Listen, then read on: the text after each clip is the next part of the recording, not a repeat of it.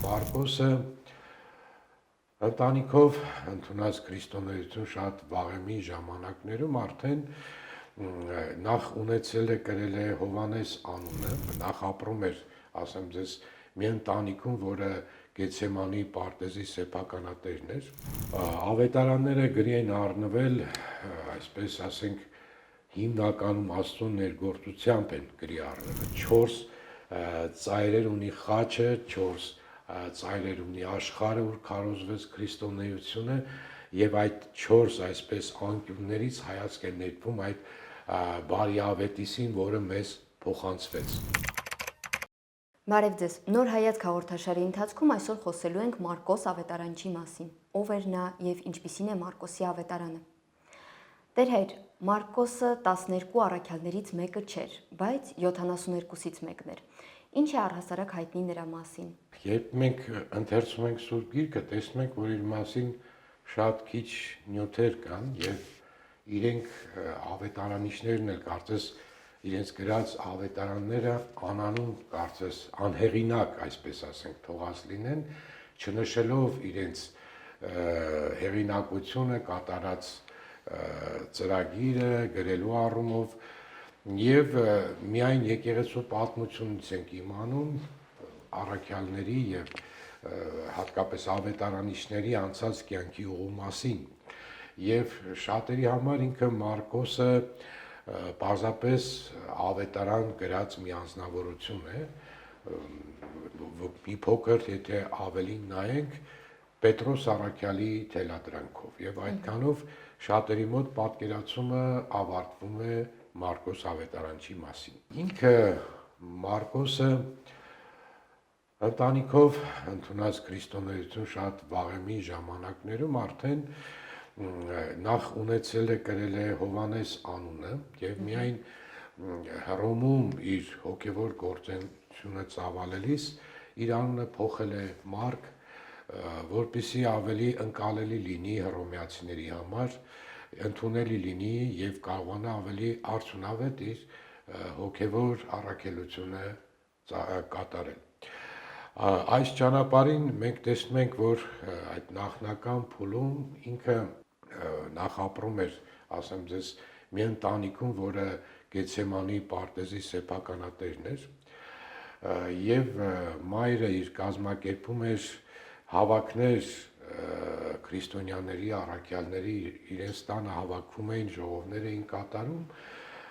եւ ինքը ներկա էր լինում այդ բոլոր իրադարձություններին եւ ոգևորվելով, ոգեշնչվելով այդ ամենից ինքն էլ կանգնեց այդ հոգևոր ճանապարհին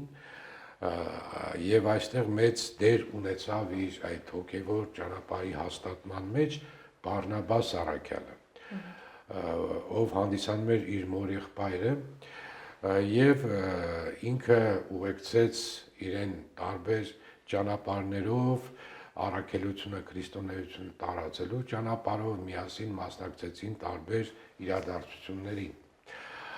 Այդ նախնական փուլը կայացման, որ անցավ Մարկոսը, իրեն հաստատեց որպես մի լիաթոք, լիարժեք առաքյալի, ով բուռն գործունեություն ծավալեց ամբողջ իր անցած կյանքի ուղու ընթացքում։ Մենք այո ավետարաններում եւ թղթերում, նամակներում այդքան տեղեկություն չենք ստանում Մարկոսի մասին, բայց երբ անդրադառնում ենք իր անցած այդ պատմության պատմական էջերին եկեղեցում արձանագրված, տեսնում ենք, որ ինքը իրապես մեծ նպաստ է բերել եկեղեցու կայացման հաստատման գործում, քրիստոնեության տարածման մեծ պատասխանատու գործում եւ գործակցել է Պետրոս առաքյալի հետ եւ Պողոս առաքյալի հետ եւ Բարնաբաս առաքյալի հետ քարոզչական գործունեություն ծավալելով եւ Հունաստանում, հատկապես Անտիոքում եւ մեծ ժամանակ եւ եռանդ տրամադրել է քրիստոնեության տարածմանը Իտալիայում, Հռոմում, Իտալիայի տարբեր քաղաքներում, որտեղ նա հաստատել է, հիմնել է բազմաթիվ եկեղեցիներ, ձեռնադրել է եպիսկոպոսներ այդ եկեղեցիների համար։ Երկար ժամանակ այսպես գործունեություն ծավալելով զուգահեռ Պետրոս առաքյալին, ով նույնպես երկար ժամանակ գտնվել էր Հռոմում, ստացավ հավատացյալներից այսպիսի խնդրանք. Տեր կներեք, որ ձեզ ընդհատում եմ, այդ մասին դեռ կխոսենք, բայց վերադառնալով ձեր նախորդ մտքին, վերնատունը Մարկոսի մոր տունն էր, ճիշտ է։ Այո, միանշանակ իրենց ընտանիքի սեփականությունն է եղել, վերջի սեփականատերը մայրն է եղել եւ այդ իսկ պատճառով իրենք ի սկզբանե մեծ ներդրում են ընտանիքով ունեցել, նվիրված են եղել այդ հոգևոր ճանապարհին, որոնք սկսել են գործել առաքյալները Քրիստոսի համար, մեծ ներդրում են կատարել, մեծ դեր ու նշանակություն են ունեցել եւ այդ մթնոլորտում մեծացած Մարկոսը իհարկե բնականաբար մեծապես ազդվել է իրենցից եւ այդ որպես բարի պարարտ հող ընդունելով այսպիսի մեծ սնուցում մեծ արդյունավետությամբ այն գործի է դրել եւ կիրառելով ինքը կարողացել է մեծաթիվ պտուղ բերել Աստծո առաջ, մեծականակ գործեր կատարել Աստծո առաջ, որի մասին կխոսենք, ոչ միայն Հռոմում, ոչ միայն Իտալիայում, այլ նաև ինչպես Պետրոս առաքյալը իրեն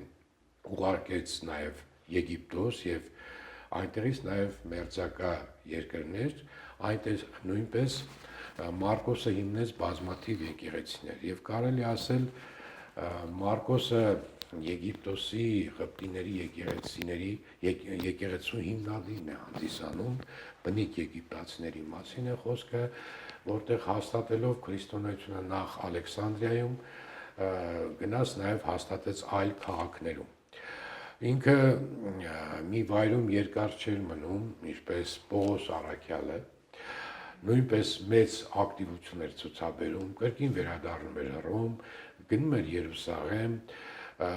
Սիրիա եւ այլ երկրներ, անգամ հասցրեց այդ մեծածավալ գործունեության ընթացքում, երբ Երուսաղեմում հալածանքներ սկսեցին քրիստոնյաների հանդեպ եւ ամբողջ ունեցվածքից զրկեցին քրիստոնյաների եւ այսպես սով էր սկսել քրիստոնյաների շարքերում ծանր կարգավիճակում էին հայտնվել, ինքը գնաց Անտիոք Պողոս առաքյալի հանձնարարությամբ մեծ օգնություն բերեց, հասցրեց Երուսաղեմի քրիստոնյաներին եւ այդ եռանդը ինքը իրոք մեծ նվիրումով կատարում էր Տիրոջ առջև եւ վերադառնալով Հռոմ այստեղ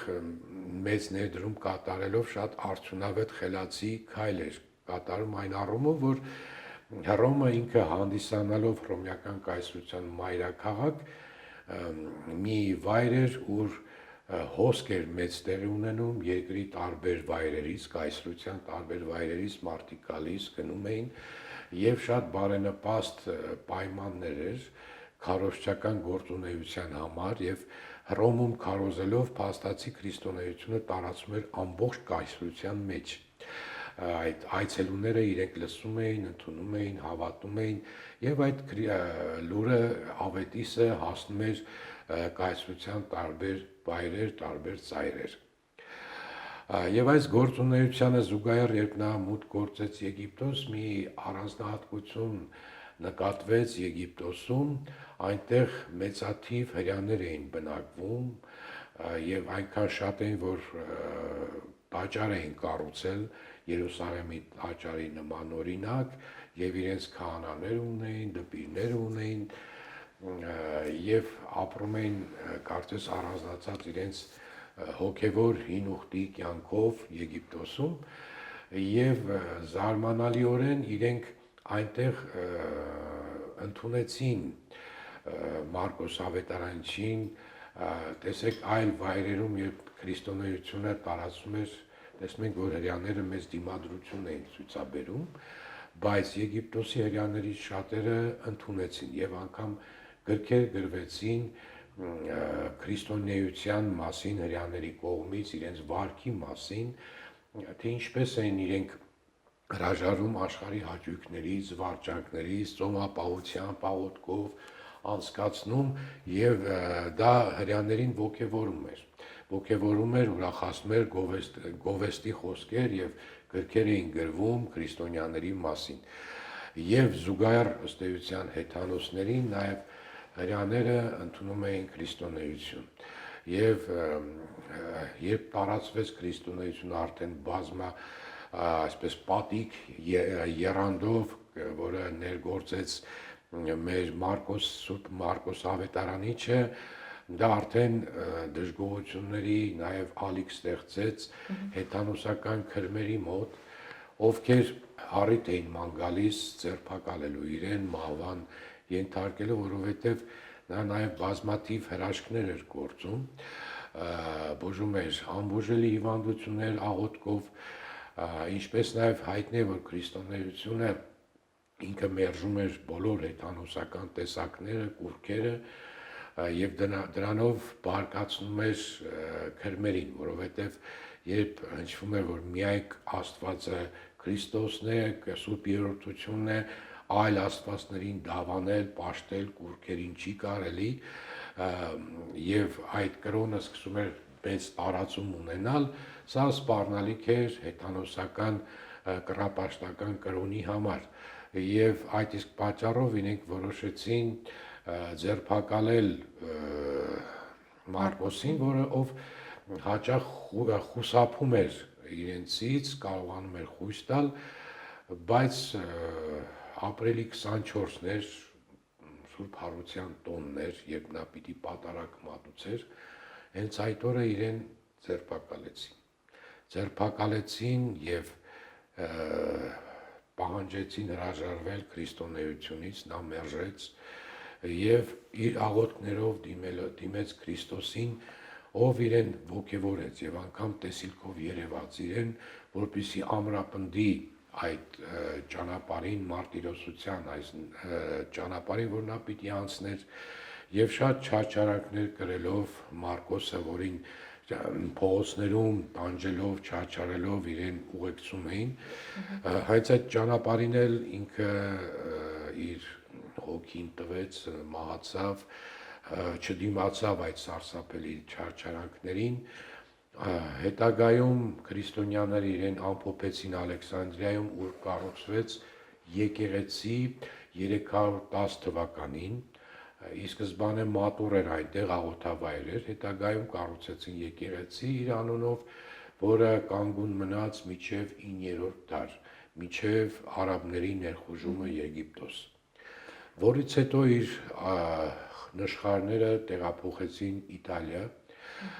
ավելի հստակ ասենք Վենետիկ քաղաքը, ուր ամփոփելով կառուցեցին մի նոր եկեղեցի Սուրբ Մարկոսի անունով, որը մինչև այսօր կանգուն է, հրաշալի եկեղեցի է եւ ուխտավայր է բազում քրիստոնյաների համար։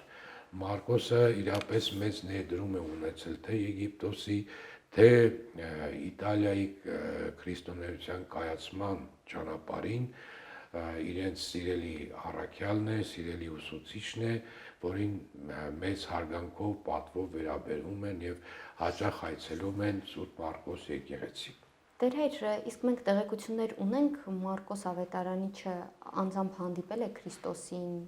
թե չէ։ Հստակ ապացուցող այդպիսի տեղեկություններ մեզ չեն հասել, պնդել 100%-ով, որ հանդիպել է կամ ոչ, հնարավոր չէ։ Միայն հայտնի է, որ ինքը մասնակցել է առաքելական բազում ժողովների ի սկզբանե, հնարավոր է, շատ հավանական է նաև Քրիստոսին տեսած լինի։ Եվ անդրադառնանք նաև իր գրած ավետարանին։ Այո, Տեր հայր, ինձ նախ հետաքրքիր է, ինչպես է գրվում ավետարանը, ինչ պայմաններում, առիթը որն է լինում ավետարանը գրելու։ Ավետարանները գրի են առնվել, այսպես ասենք, հիմնականում Աստծո ներգործությամբ են գրի առնվել, որովհետև դա կարևորագույն գրքերն են Աստվածաշունչ Մատյանի, եւ այստեղ չէր կարող որևիցե թերություն սխալ լինել, պետք է լիներ կատարյալ Աստծո խոսք փոխանցված մարդուն։ Այնուամենայնիվ տեսնում ենք 4 ավետարանների մեջ, այսպես ասենք, երանգավորված տարբերություն, տարբեր հայացքներից, տեսանկյուններից գրված ավետարանն էր, ինչը պատահական չէ։ Պատահական չէ, այո, ինք ավետարանի չէ իր ոճով գրել է, բայց դա էլ պատահականություն չէ, որովհետև հայացք է նետվում իրադարձություններին տարբեր անկյուններից, կարևորվում է կատարվածը տարբեր անկյուններից, այսպես ասենք, 4 ծայրեր ունի խաչը, 4 ծայրեր ունի աշխարհը, որ քարոզվեց քրիստոնեությունը, եւ այդ 4 այսպես անկյուններից հայացք է նետվում այդ բարի ավետիսին, որը մեզ փոխանցվեց։ Եվ առանձնահատուկ տեղ ու դեր ունի Մարկոսի ավետարանը, ինքը նախ ասեմ գրի առնվեց մեծ խնդրանքներով հռոմեացիների, որպես մի հուշակոթող հաստատուն, որպես իրենց մոտ մնա, չբավարարվելով բանավոր խոսքով եւ Պետրոս Առաքյալի հետ այսպես համագործակցելով Մարկոսը գրի առավ այս ավետարանը, ստացավ վերջնական բարբերակում գրելուց հետո նաեւ Պետրոսի լիարժեք համաձայնություն այդ գիրքը ընդունել որպես ավետարան եւ հիմնականում Պետրոսի թելադրանքով էլ ինքը գրել էր այդ ամենը, ահա փոխանցեց հռոմեացիներին, որը հետագայում այդ գիրքը նաեւ մուտք գործեց որպես 4 ավետարաններից մեկը, Սուրբ գրքում մեզ համար կանոնական մի ավետարան, որը կիրառվում է մեր առօրյա եւ ծիսակարգում եւ ընթերցումներում։ Տեսնենք այդ տեսանկյունը, որով Մարկոսը փոխանցում է մեզ այն իրադարձությունները, որոնք տեր ունեցան։ Ծավալով Մարկոսի ավետարանը ամենակարճն է, համառոտ է, ընդամենը 16 գլուխ է եւ իրադարձությունները ներկայացնելիս ինքը ավելի շատ շեշտը դնում է պատկերավոր իրադարձությունների վրա, ավելի կրճատելով խոսքը, փիլիսոփայական միտքը եւ շեշտադրելով այդ իրադարձությունների վրա կարծես նախ եւ առաջ այդ խոսքը ուղղված լիներ հենց հռոմեացիներին։ Ինչ առումով հռոմեացիները իրենց բնավորությամբ նման չէին հույներին, փիլիսոփայության հանդեպ մեծ սեր չունեին, վերլուծողական այսպիսի գաղափարներ լսելու հանդեպ սեր չունեին, սիրում էին իրադարձություններ, հրաշքներ, պատկերավոր երևույթներ եւ ինքը Մարկոսը շեշտադրելով այդ հանգամանքը մատուցեց գրավոր կերպով այն ինչ որ իրենց սիրտը կամենում էր միտքը կարող էր արդյունավետորեն ընկալել։ Երբ նայում ենք իր նկարագրածին, ինքը մանրամասնորեն ներկայացնում է տարբեր հրաշքները, իրադարձությունները եւ ավելի կարճ մատուցում է խոսքը թե Քրիստոսի, թե մյուս առաքյալների եւ շեշտադրելով այդ իրադարձությունները փորձում է մեր ուշադրությունը սևեռել բուն պատկերների վրա։ Կարծես ռեպորտաժ լինի տարբեր իրադարձությունների վերաբերյալ եւ այնպիսի մանրամասնորեն է ներկայացնում այդ իրադարձությունները, լինի հրաշքներ, թե այլ իրավիճակներ, որ կարողանում ենք պատկերացում կազմել եւ սրբապատկերներ են նկարվում այդ Մարկոսի ավետարանի գրված հիման վրա, ավելի մանրամասնորեն է տարբեր հանգամանքներ ներկայացնում։ Օրինակի համար, երբ մյուս ավետարաններում էլ է գրված, ինչպես Քրիստոս օրհնեց մանուկներին, միայն Մարկոսի ավետարանում է ասում, որ գրկեց երեխաներին։ Ահա եւ դա ստեղծում է պատկեր նկարազարդման համար, ինչպես նաեւ երբ նավակ էին մտել եւ փոթորիկ սկսեց, ահա աշակերտները խառնվեցին իրար եւ Քրիստոսն ննջել էր, արթնացրեցին իրեն, այստեղ Մարկոսը ավելացնում է, ննջել էր նավակի հետնամասում բարձի վրա։ Ահա ստեղծում է պատկեր, որը կարելի է նկարազարդել եւ անգամ ֆիլմեր են նկարահանվում քրիստոնեական, օգտագործելով Մարկի մեզ մատուցած այդ մանրամասնությունները։ Տեր կներեք էլի ձեզ ընդհատեմ, նաև ընդունված է համարել, որ Մարկոս ավետարանիչը շատ համարձակ է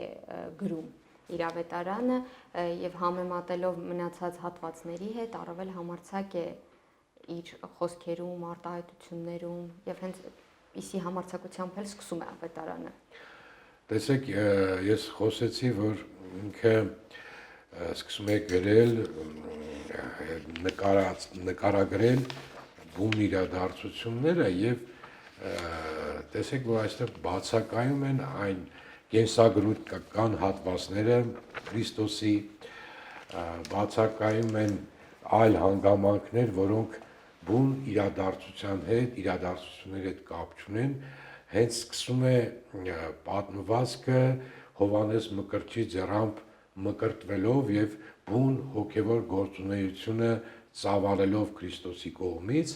եւ այսինքն այդ վերջի 3 տարիների իր ակտիվ գործունեությունն է մեզ մատուցում Մարկոս առաքյալը եւ շեշտադրելով այդ իրադարձությունը փոխանցում է հավատացյալին ավելի մեծ ջերմեռանդությամբ հավատք։ Տեսեք ինչեր տեղի ունեցավ եւ հստակորեն խոսում է իր աստվածության մասին, որովհետեւ այդ հրաշքները, որոնք ինքը մանրամասնորեն մատուցում է, ներշնչելով մարդու մեջ հավատք, արդեն հաստատուն կերպով խոսում է ճշմարիտ դավանանքի հավատքի մասին եւ ինչն է այստեղ հետաքրքիր, բացի համարձակությունից, որ Մարկոսը փորձում է ստեղծել մի տեսակ քարոզչության,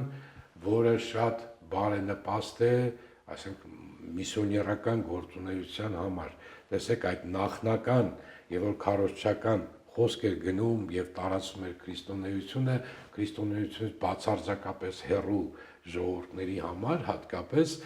ինքը շատ հարմար էր այդպիսի գործունեության համար։ Երբ մարդը ավելի շատ սկսում էր արդեն քրիստոնեության մեջ ընդլայնել իր գիտելիքները, արդեն անդրադառնում էին այլ ավետարաններին եւ քարոզիչները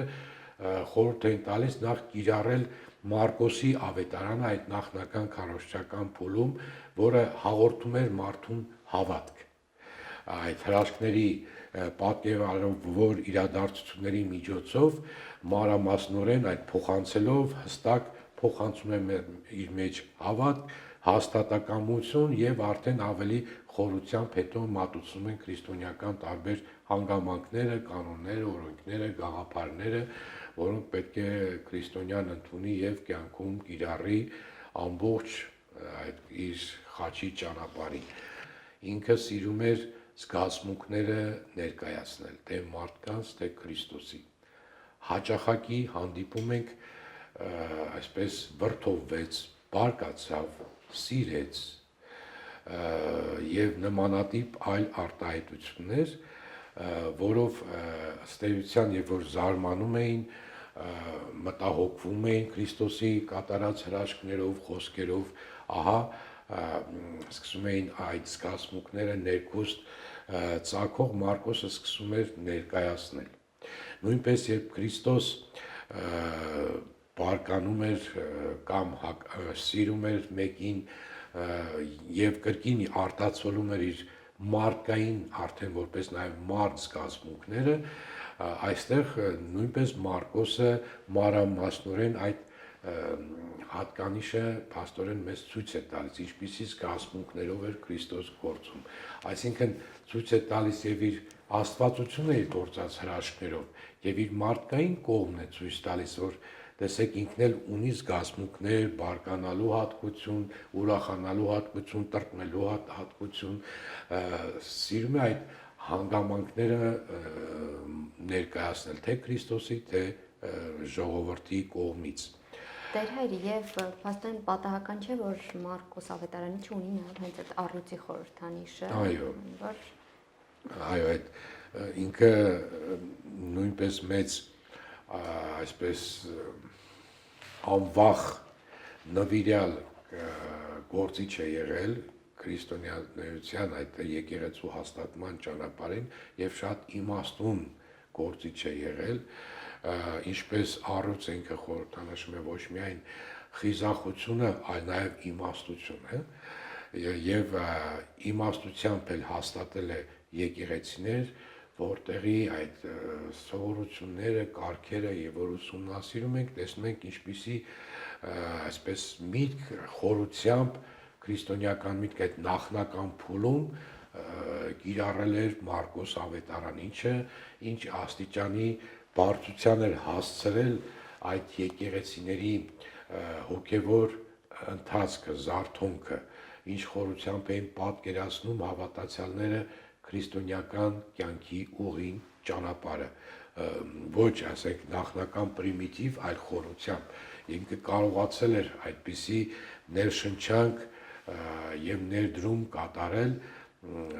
ժողովրդի մեջ այդ արժեքների հաստատման, խորը արժեքների հաստատման առումով եւ նա իրապես առյուծ է բոլոր առումներով, թե խիզախության, թե իմաստության, թե արդյունավետ գործունեության, իրապես Քրիստոսի լույսը տարածելով բազում վայրերում, երկրներում